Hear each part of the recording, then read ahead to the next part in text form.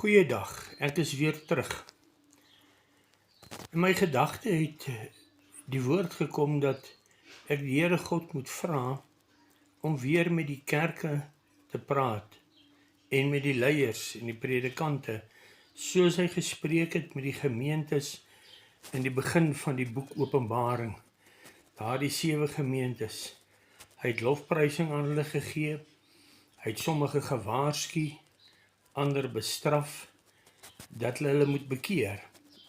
En as ek so na die kerke, veral in Suid-Afrika kyk, dan dink ek dit is tyd, en ek wil die Here vra, en ek wil hê u moet saam met my bid, dat ons die Here sal vra, dat hy weer met die kerkleiers, en predikante en lidmate sal spreek, oor die toestand van die gemeentes in ons land, waar het nodig is dat ons sal bekeer, dat ons die Here se stem sal hoor.